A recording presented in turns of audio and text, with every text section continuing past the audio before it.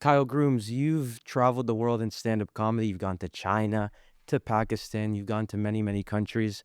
You've been on Dave Chappelle's show. You've been in rooms with some of the most famous people on planet Earth.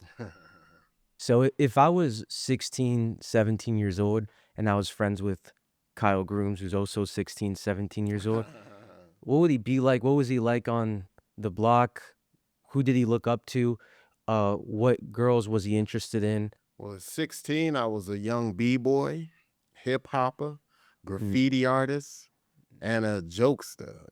I was a kid that sat at the lunch table cracking on people. Cracking, we call it cracking in Jersey, but it's cracking, joning, bagging. That was my life when I was in high school. Yeah, that was I spent my whole high school gathering evidence on my friends to make fun of their shirt. What's the green shirt you wearing? What you in the army? Cub Scout shirt wearing, motherfucker? That type of yeah. stuff. And 16, so I didn't have a car, but I had a learner's permit. I had a moped at 16. I was zooming around on my moped in Jersey. Yeah. Yeah, writing graffiti at night and doing jokes during the day Mm. to people. This was in the 80s, This was in around the there. 80s, yeah, late 80s. I didn't have a girlfriend, and I almost didn't have a prom date unless I kidnapped something. But yeah, I wasn't. The ladies wasn't loving me back then. I had a lot of female friends. Yeah, because you were funny. Yeah, I was funny. Because you're funny. Yeah, I was funny, and I got free ice cream at the local Dairy Queen because I knew all the girls that worked there, and all the fast food joints. I got free food. So there's being funny in the friend group, and then there's stand-up, and that is a completely different transition. When did you start stand-up? Do you remember your first show? Yeah, I Who started got you into stand-up it? at the age of 25 because I had been wanting to do it for a long time. Then finally I got up enough courage. My ex-girlfriend worked at a salon and they had a hair show. Mm. And in the hair show they had like dancers, then they had hair models, and then I was like, hey, I could do comedy, not knowing, what comedy, you have to prepare material and I was putting myself in a dangerous situation by performing for my ex-girlfriend's co-workers and boss, and I'm going up to do stand-up for the first time. I thought, yeah, that's what you do. So I wrote some jokes. I knew it was a predominantly Latin audience, so I wrote some jokes about watching novelas and, ay, Luis Felipe, ¿por qué? Porque, that type of stuff. And Yeah. I had them rocking for 14 minutes. I did a 14-minute set. Your first time My ever. first time ever. When I look back now, I was over the top and woo, I was doing a lot of, I used to be a lot of very energetic on stage. Who was that first guy that you were like, holy shit, I can't believe I'm meeting this dude? I'll probably say Damon Wayans. Like when Damon Wayans came to Uncle Funny's, used to be a club, I opened for him. Mm. And then I remember, I'm embarrassed of this today. Some lady had a dildo and she wanted Damon Wayans to sign it. And I'm a young comic. I didn't know no better. I was like, here, someone wants you to sign it. She's like, man, get that shit out my face. Like, get that out of my face. It was a big dildo. Like, I didn't know. Like, ugh.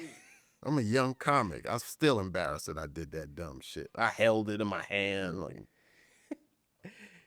That's crazy. but yeah, then after 5 years, I quit Univision because once I was good enough to headline. I had 40 minutes of material. So I said, I'm going to just quit my job.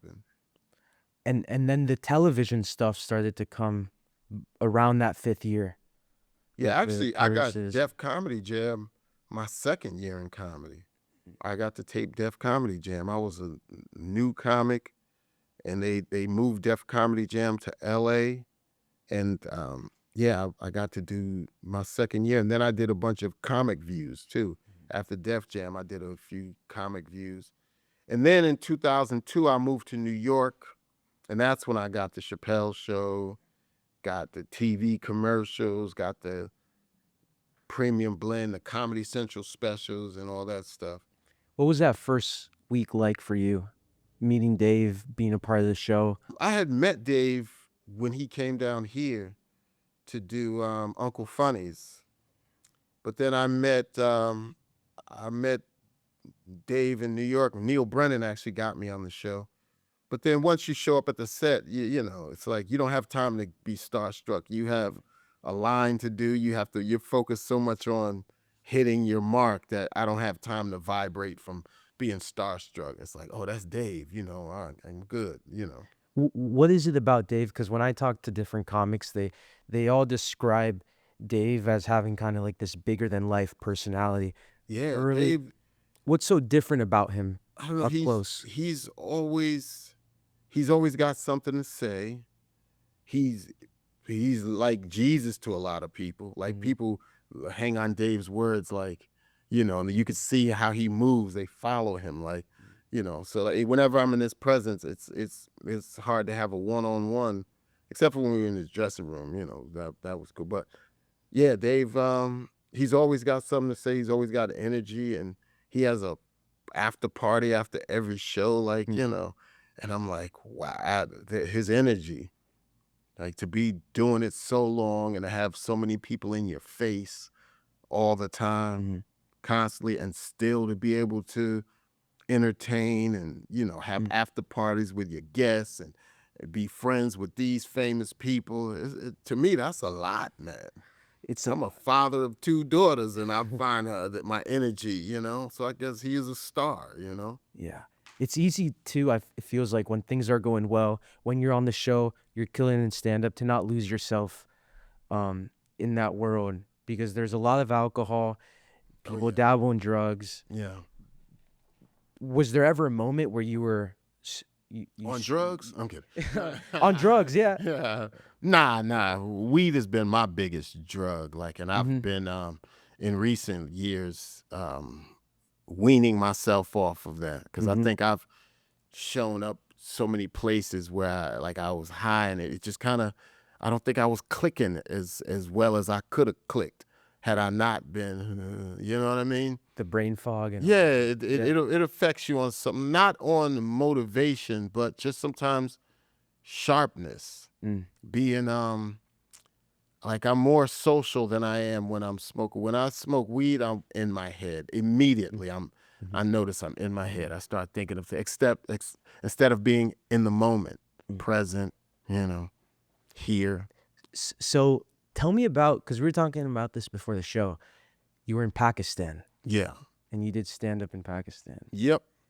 That's pretty abnormal, even for the biggest comics in the Yeah. world to have And I wasn't performing for the troops. I was performing for the Pakistani people. The Muslims got to laugh too. So what was that day in the airport like, the hotel, and then the day of the show? Like, walk Well, me through kind of that whole trip. Well, I was on the show with 2 other white Americans, and when we came through the airport, they checked my bags and let the white dudes go. They were like, "You, let me look in your bag. You guys, go ahead." But we performed. There was a guy who lives in Pakistan. He's wealthy, and if you're wealthy in Pakistan, you live behind gates, like You got it. Like that. you got it like that. We had a server with us, like almost like a butler. Mm. And like the first day, I'm the butler. I'm like, hey, we'll get it. I'll get it myself, because I'm not used to people waiting on me. By the second or third day, I'm like, Jeeves, my coat. It was like that kind of thing. And we went to go to an open mic. We did radio. I did like morning radio in Pakistan. It was real regular. We did an open mic and we went in this building. There was like an armed guard out front. We went up to like the 4th floor of a building and there was an open mic going on. And it was a Pakistani female comic on Really? stage performing with a hijab. And she was, it was like normal, just like here. And like, because when I said I was going to Pakistan, people are like, you going to Pakistan? You crazy. They kill you in Pakistan. I'm like, people are getting killed in malls in America. Yeah. You know what I mean? And it was no danger at all. They were like, women get it rough. Women were cool there. They were Cool. normal. Yeah. Any cute woman from that trip? Oh yeah. I mean, there's cute. I mean, not that I partake in, but there's beautiful women all over the A lot. planet, man. You know what I mean? And you didn't feel at any moment you had to tone down your comedy or you had to No, adjust? I went hard as the people that were in the show were like being in a show here. Just you know, there was the owner of McDonald's in Pakistan, like all the owners of all the McDonald's in Pakistan was in the audience. Like well-to-do people who are mostly educated in England and the U.S. So I didn't even have to change anything culturally. You know, my Obama impersonation killed. Your Obama impersonation is great. You know, so yeah. And it was amazing. What experience. What does one do for fun in Pakistan? Like when you were not doing the stand-up stuff? Well, luckily for us there was an air show. The air show, like the military parade, like they were showing like, you know, fighter jets and you know, on the beach there was camels on the beach. It was wild. Yeah, we went to the air show. Like I guess whatever the Pakistani version of the blue wings, what's the Blue Angels? Yeah. We saw that.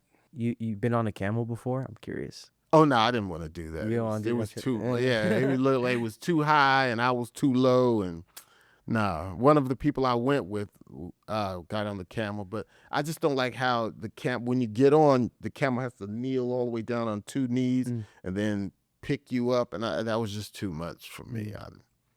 It seems like a lot of what you do, because I've seen you perform live, has a touch of like social messaging. You want your voice to be heard in other ways within the humor. Who inspired you in that way? I know Dave is huge in that. He always has a great message. Did you always want your comedy to be catered in that fashion? Yeah, just because I come from the conscious hip hop era where, you know, if you doing art, it has to, even when I did graffiti, even some of my graffiti pieces were saying something. Like I remember there was a cop that shot a civilian in my neighborhood, and there was protest. So I did a graffiti wall with a cop and a gun and said, "Serve to protect," you know, and that type of thing. And was gonna say, yeah, and Chris Rock actually he ruled the 90s, and as far as saying something social. So I think Chris Rock was probably my biggest inspiration as far as that goes with stand-up, you know. What's your relationship with Chris Rock? Chris is high and by. What's up? You know. I'm real good friends with his brother. Tony Rock is my man. I do have a Chris Rock story though. Chris Rock lives in Alpine, New Jersey, and I had just discovered the neighborhood. So I'm driving around in the neighborhood, like I see these beautiful, you know, mansions and stuff, mini mansions, and I'm wish shopping, you know, with my girl. You know, we just got a new Mercedes, so I'm like, hey, I belong here too, dope. you know. And then I come out of a cul-de-sac, and then I see Chris Rock pull up in a Porsche, and he kind of looked at me like, what is this nigga doing in my neighborhood? And then I just said what's up to him, because I know Chris. I see him at the Comedy Cellar all the time, but he's like an older statesman. I don't know what to say to him, you know what I mean? Then when I went to the Cellar that night, Chris Rock just happened to be there. His cousin Sherrod met me at the door. I was like, hey, what are you doing in Chris's neighborhood, you know? Then I go back to the Cellar, the table at the Cellar, the comics table, and Chris Rock was there. He's like, Kyle Grooms, I know everything about you, my friend. And he had a note in his phone that said, Kyle Grooms in my neighborhood. Like, I'm like, motherfucker, you from Brooklyn, I'm from Jersey. I got offended like that. You know what I mean? Jersey's my neighborhood. You know what I mean? But yeah, he fist bumped me outside the Comedy Store a couple years back, so we're cool. We're cool. Yeah, sweet.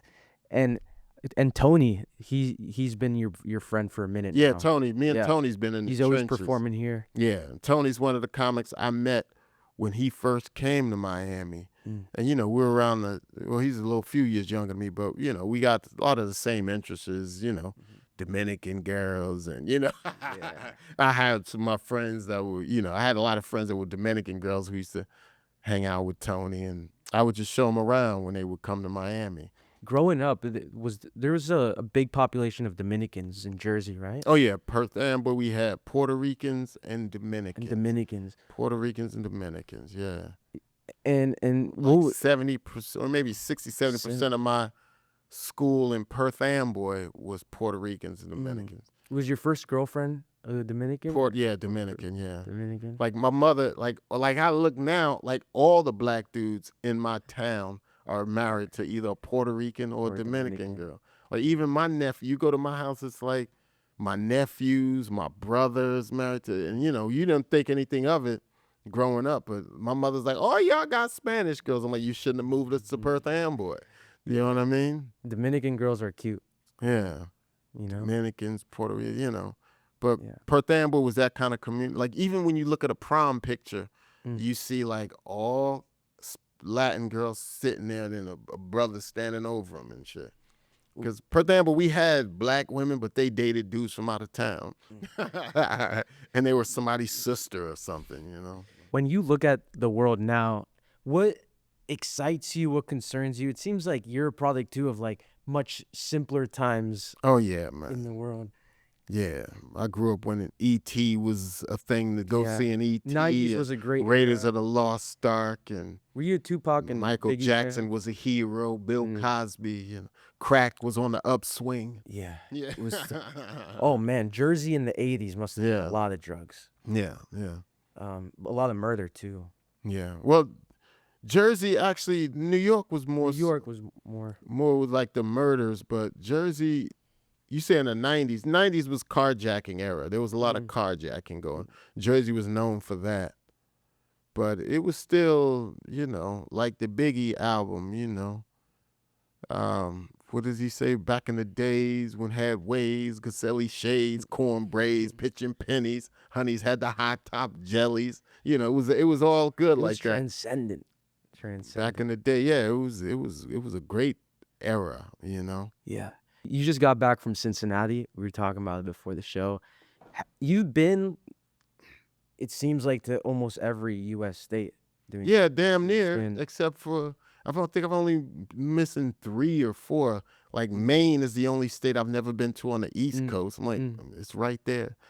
And Oregon, and I don't think I've been to like Oklahoma or something. What was your show in Cincinnati like this last weekend? Cincinnati was great, man.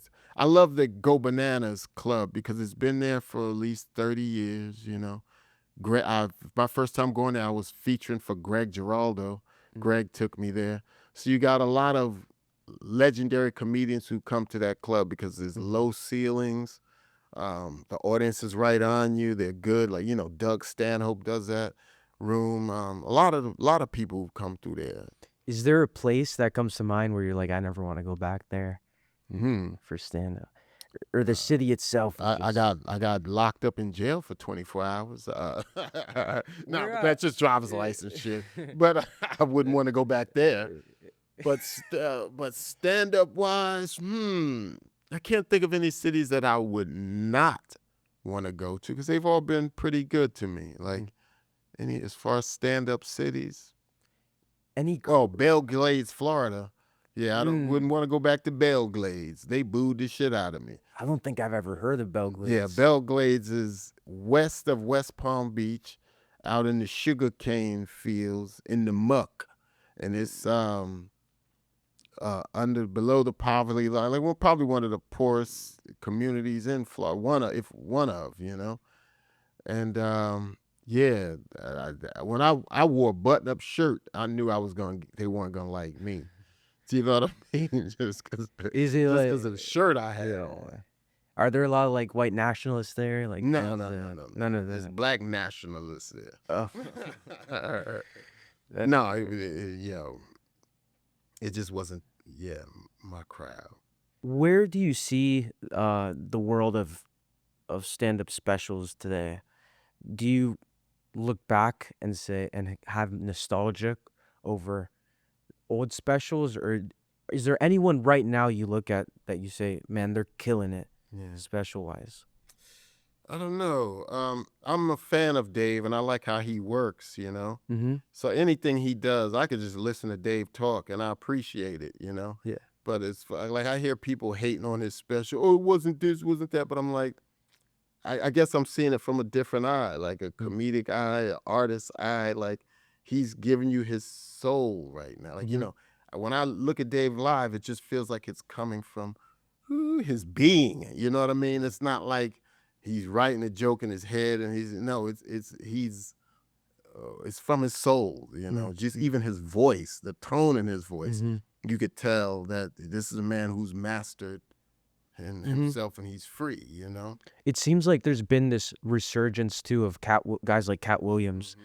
He did an interview on Shannon Sharp a few years ago. I think it's the most viewed podcast in the world. When you look at Katt, what differences do you see between the two guys, Dave and Katt? Katt, I don't find him as he did too many. Where my people? Where these people at in the crowd? Where the white people at? Where the that's stuff that's been done before. You get what I'm saying? It's like it's not next level to me. Dave talking about what like just the SNL set he did was brilliant. A guy that's on SNL now is Marcello. Oh yeah, Marcello. He's killing it. People murdering it. Yeah. I'm so proud of him, man. Yeah. And I know a lot of people say, I knew he was going to be something. I actually knew, Marcello's got that vibe where, like when he was here locally, he would promote a show and all his high school friends would come out to see him. They would support him. So I'm like, yeah, this kid's, And then seeing him perform on SNL, he has no anxiety. You can't see him.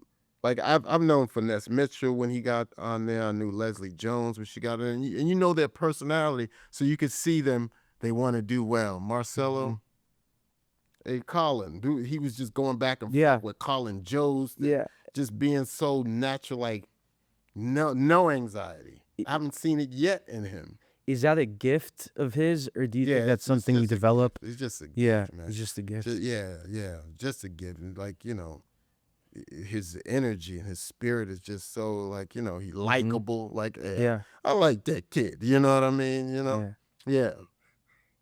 And he's dope. I'm sure he'll probably move on and take Jimmy Fallon's place, and he's that kind of guy. You know what I mean?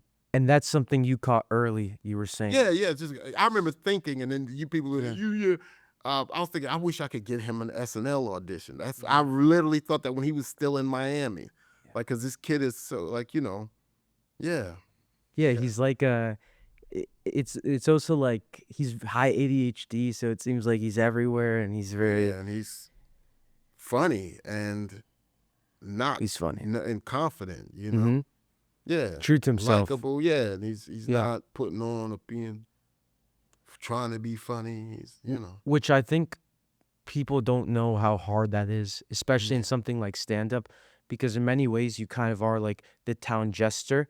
You get there and there's this expectation, be funny to strangers, and it's really until you get up there you don't really realize how difficult and arduous and taxing it is to do it on a consistent basis too, which is what it takes to be good.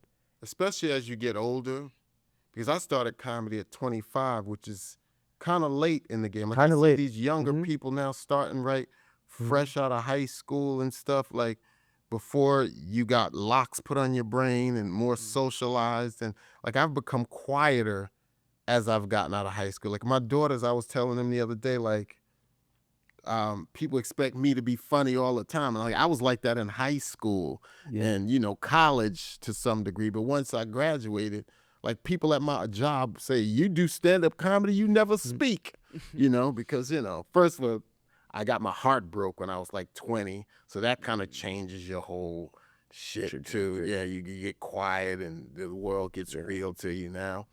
And then, just socialize, not wanting to offend people. You get into a job, a profession. But now you're telling me I have to express myself fully in front of strangers, and it gets, and and to be so playful and Mhm. I got kids, I gotta be writing jokes all the damn time. You know what I mean? Like looking at the world in a funny way because there's so much heaviness in the world, and that's where it becomes challenging, especially as you get older as a comedian. As a comedian, As a yeah. comedian, but And then it gets easier because now you learn how to express yourself. I've had to learn how to see the audience as if they're my high school football buddies. You know what I mean? Like I look at them and I absorb them and give it back to them, and I could generate that playful energy in me. But it takes work. it takes work, and I think even outside the comedy in life, I'm going through that right now, 23 years old.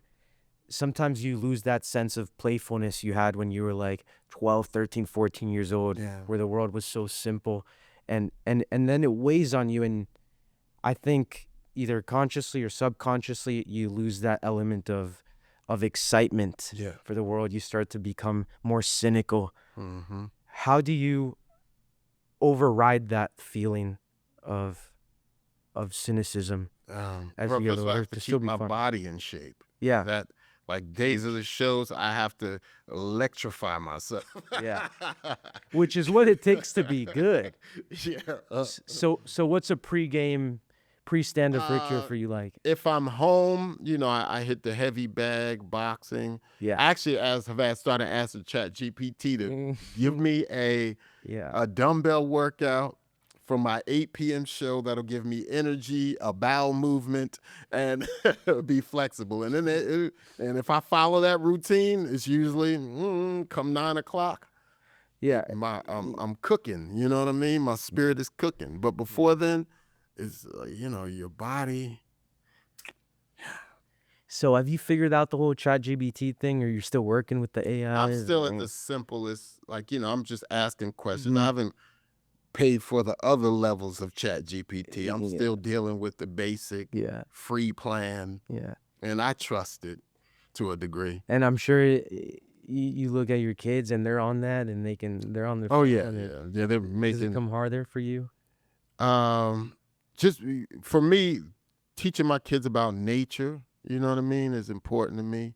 Making sure they could swim and that they're out in trees and doing other things. Like I don't have them on the iPads during dinner. The PlayStation, We sit at the table and we eat. Mm-hmm. When we go on vacations, no iPad. Mm-hmm. Mm-hmm. I'm like Neo and plugging them from the Matrix. That's how I am, and how they hate to see me coming. Because I am. Yeah, I see people with their toddlers. Oh, he has a computer. I'm like, no, please. And I worry that these are the kids that are gonna be growing up with my kids, and if everybody's brain rotted on an iPad, it's like, how are they gonna have the skills to? Do you know what I mean? Are we Yeah. doomed in the future, or what?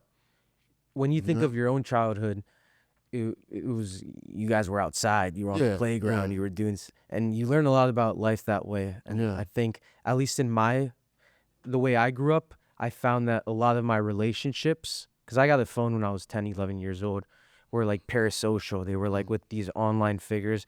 And I do sort of envy that style of childhood that you had, where it's just outside. Everything that mattered was what was going on in your community.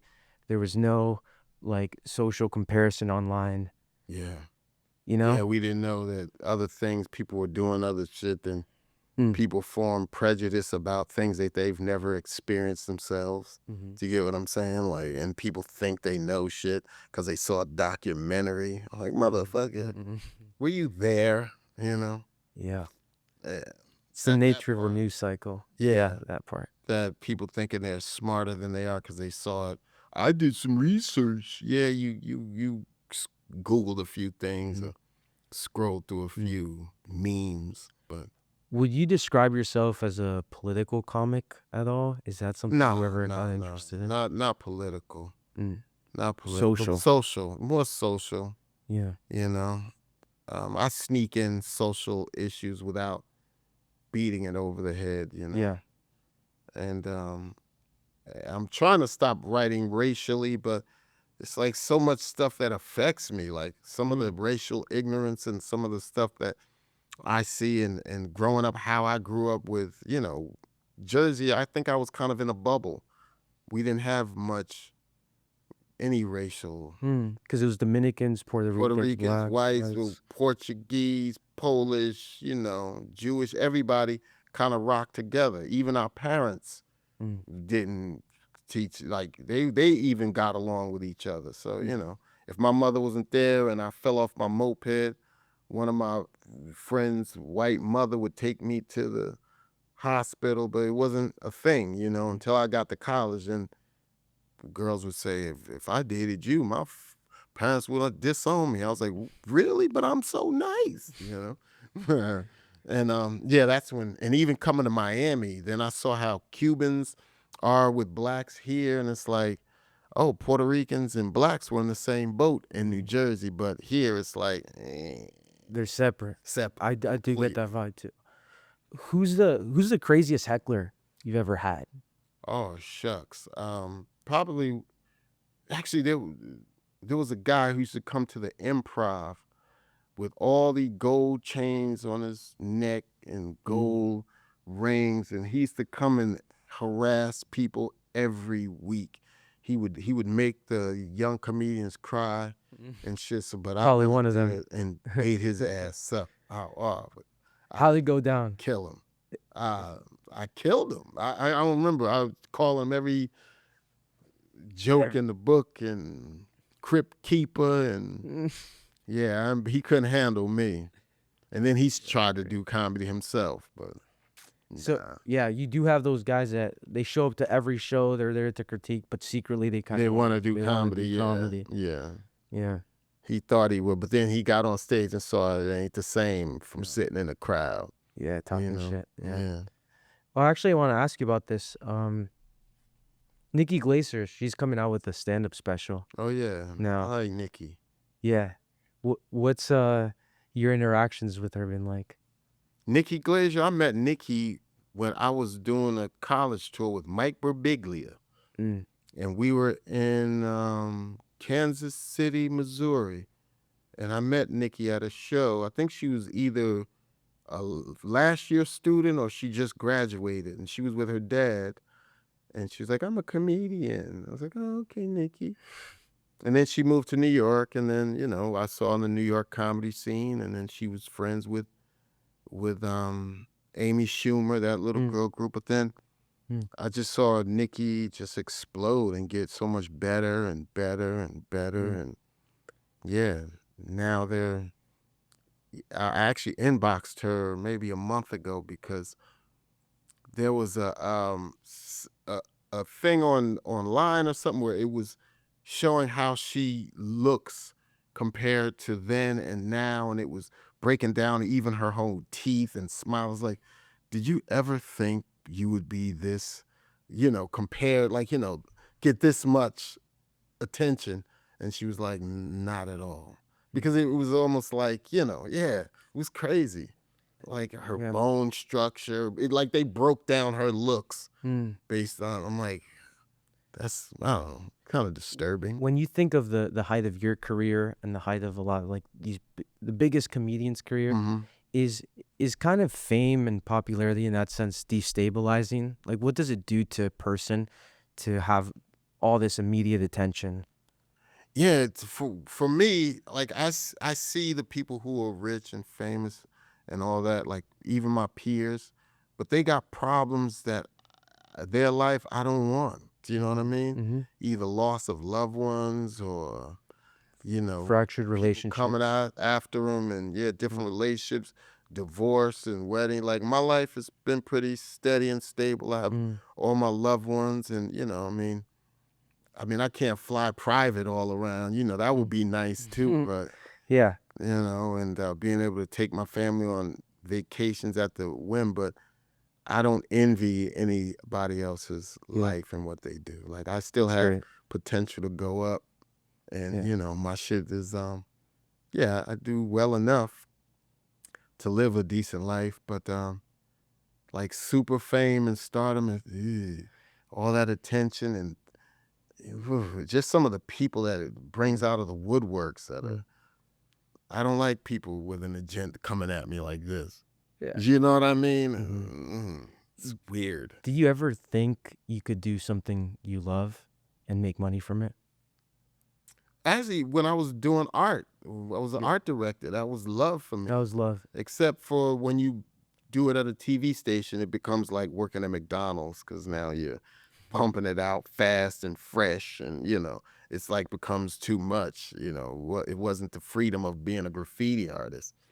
But I did chose art. I went to art school, Mm. Art Institute of Fort Lauderdale, so it was a choice that I made. Mm. Was art, and then now I'm doing stand up, which is a different kind of art. It's an art, and that I make money doing it. I make a living doing it. I feel blessed, Yeah. and that I'm still getting paid because I've seen so many comics fall off, or stop writing, or give up, or get bitter. There's so many reasons why people just didn't have the confidence, Mm. and I'm still doing it. You know You're what I still mean? kicking it, and you're Still doing it really kicking it. well. Yeah. And I think after Kevin Hart, I saw when Kevin Hart got famous, Mm. a lot of people on that peer group, it looked like they stopped running. Like they're like, oh shit.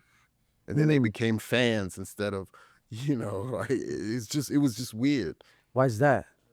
I don't know. I think that's about the same time the internet started popping. So you Yeah. kind of had to be online famous as well. Right. And because people stopped running, they stopped running because this guy blew so far past everyone. I guess people just the journey, they just Mm. stopped the journey. Even some great comics that I thought, man, you were good.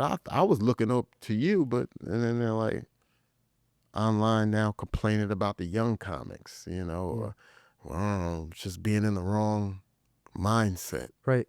And it is easy, it seems like, to be bitter. I think Yeah. especially post-COVID, kind of like the Matt Rife-esque era, we really got to see how important it is as a stand-up to be online. Yeah. That's where all the ticket sales happen. That's where Yeah. everything exists. Yeah. It's the nature of the internet. Yeah. Was that hard to get adapted to as someone that their foundation was built on being recruited and going to having a television appearance, and because that seems a lot harder Yeah. than kind of today. Yeah. It actually is. It is. It is harder because, but then it would seem like more of an exclusive club. I'm like, if I could get into this exclusive club, then they'll promote me, but now it's more in your hands, Mm. which is harder because now it's in your hands. You know what I mean?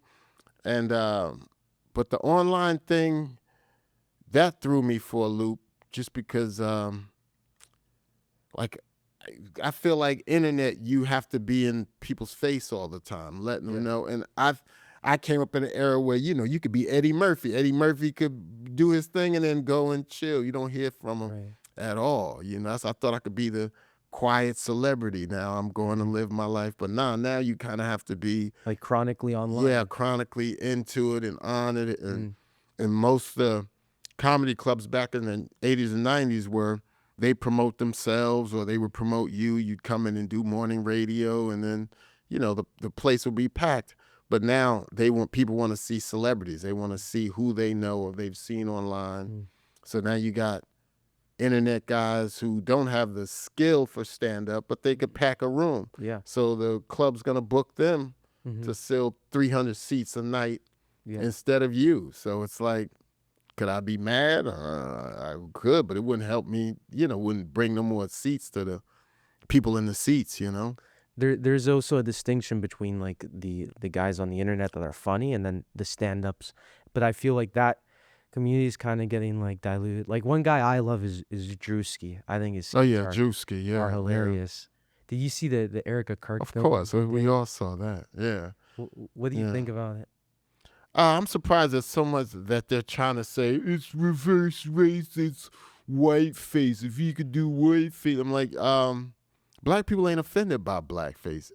Tropic Thunder was hilarious to all of us because we knew the vein it was in. It was the respect. It wasn't like people dressing up with black faces and just being disrespectful. It was funny. It had you know, something to it. I could take race jokes, anything, as long as there's some art to it, you know?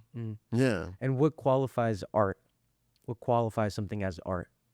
It was funny, it's true, and it's not meant to demean, you know? It wasn't meant for, It's not you know, low blow. Tropic of Thunder wasn't a low blow, you know what I mean?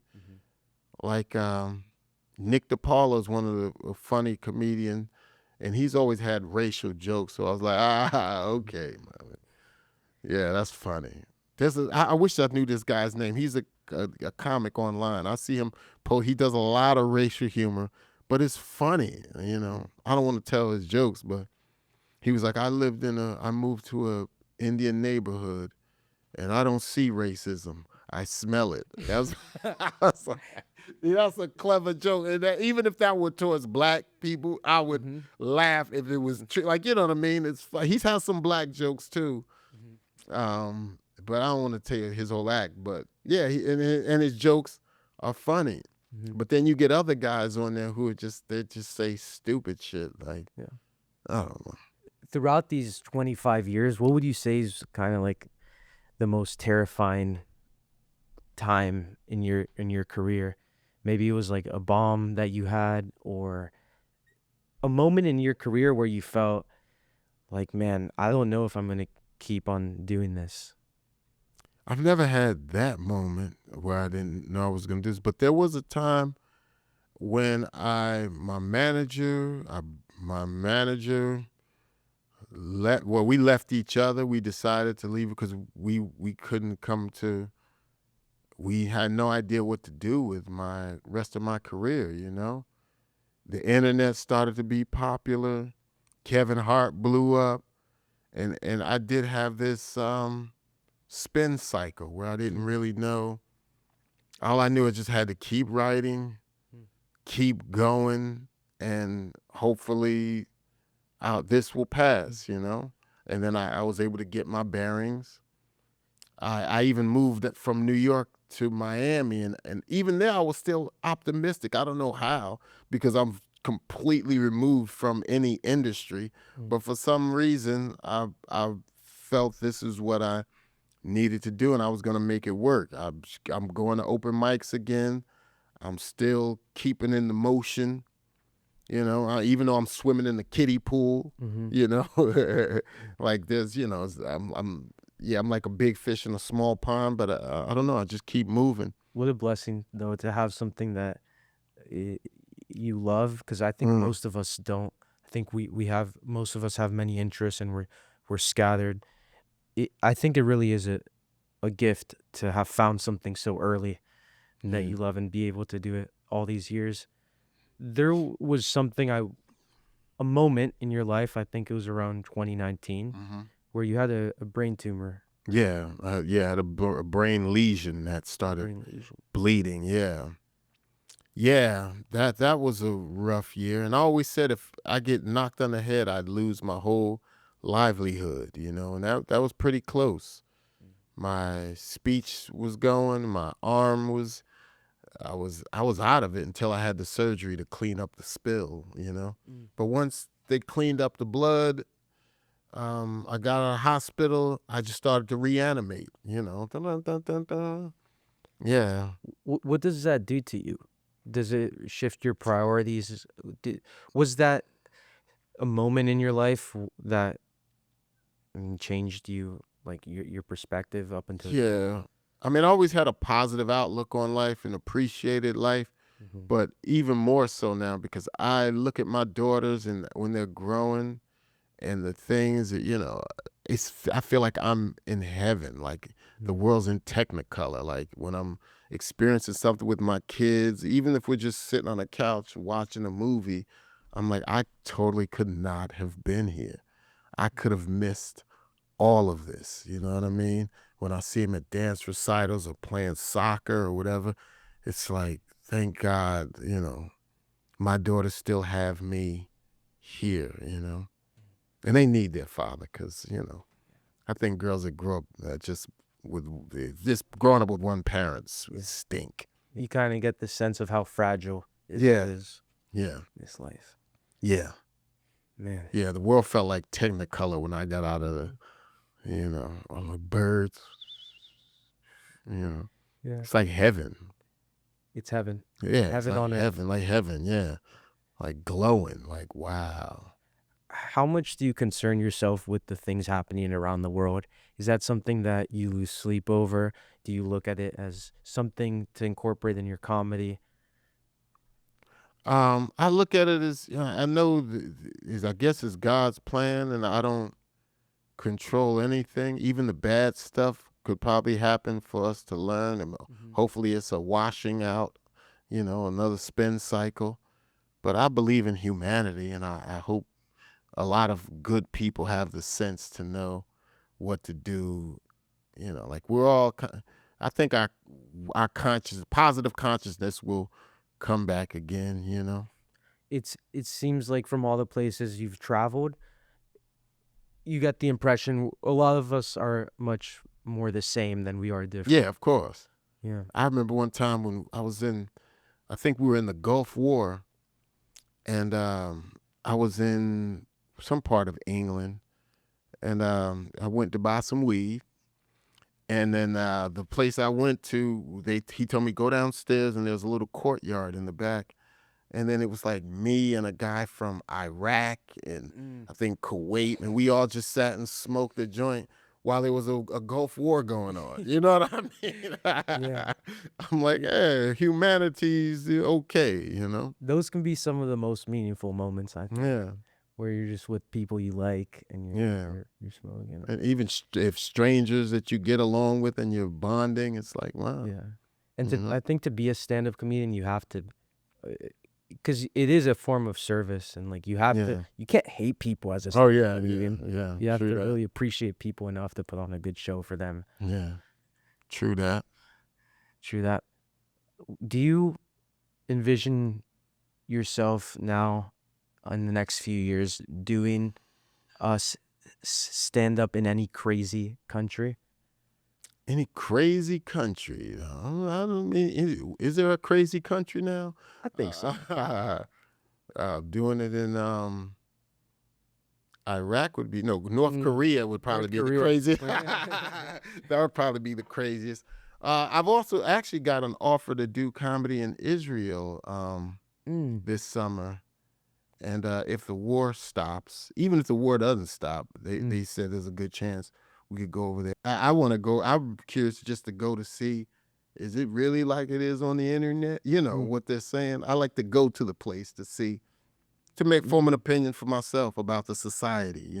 That's great. I could sit here behind a computer and let other people tell me their opinions. I could go there and form an opinion on my own. Yeah. Maybe smoke Some Israeli, yeah. some Yeah. Get a Zionist, a guy from Gaza. yeah. Yeah, right. If you could smoke with 5 people, dead or alive, who would it be? Oh man, who was dead or alive? I think I'd smoke with Richard Pryor. Mm. That's cool. I've already smoked with Chappelle, so that's nice. But What's smoking with Dave Chappelle like? no, it's normal like smoking with you. Pass me the joint when you. But finish he's it. much funnier. No, but you're not. He's not being funny after. You're That's in the green room and you're just Yeah. getting ready for the show. He's not trying to entertain me. You know what I mean? It's just we're all doing it to relax. It's like Yeah. yeah. Seems like there's some people though that everything. Charlie Murphy. I used to love smoking with Charlie's. Probably when Yeah. I got a big weed habit because Mhm. we used to hot box many of car service with Charlie Murphy. Charlie Murphy's where I learned to smoke anywhere without any regard for rules or. How about like historical figures like Genghis Khan or some? Genghis Khan, Jesus, I wouldn't. I'd like to meet Jesus. Yeah. See what he's talking about. Mhm. You know what I mean? Probably Malcolm X was an interesting character. Even though he don't smoke weed, he probably had to have it put out. Yeah. And shit, who else? How about women? That's what I was thinking. Yeah. Like who was hot in the like who's popping in the 90s? Who's the Margot Robbie, Sydney Sweeney, Zendaya of the 90s? The 90s, we had a bunch of, well, like Halle Berry probably was that of the 90s too, Mhm. right? But you had so many different women, especially black women, to choose from. The Mhm. mother from the Cosby Show, Lisa Bonet, Jasmine Guy, so many, Mike Tyson's ex-girlfriend, Robin Givens. There Mm. was a lot of fine women back then. Yeah. All the girls Prince dated. Yeah. Every single one. Mike Tyson. Yeah. That guy was a legend. Is a legend. Wow. But in the 90s, Wow. Yeah. special. Yeah, man. So, yeah. Who else would I smoke with? Actually, I tried to stop smoking. I'm like, Mm. I'm weaning out myself off That's of great. weed. Fitness is your new thing. Yeah. Well, fitness Or has always been a thing. fitness has always been my thing because I Yeah. smoke a joint and then go Mhm. work out Mhm. hard as hell. You know what I mean? But now, now I just shot a film and I wanted to be clear headed for the film because, I have to actually feel things and be Mhm. present Mhm. and not be in my head while people are talking to me. Right. So I said, from like January 1st to we shooting the movie, I haven't smoked. I didn't smoke Wow. that whole, and it was so much better for me because I was so present, so into it, Yeah. and yeah, the film came. I did smoke one day because we went to the Salvador Dali Museum, but it's the Dali Museum. I had to smoke. Yeah. Yeah, and I got into it too. It was like, whoa. Kyle, thank you so much for Thank coming you, on the man. show, man. Appreciate it.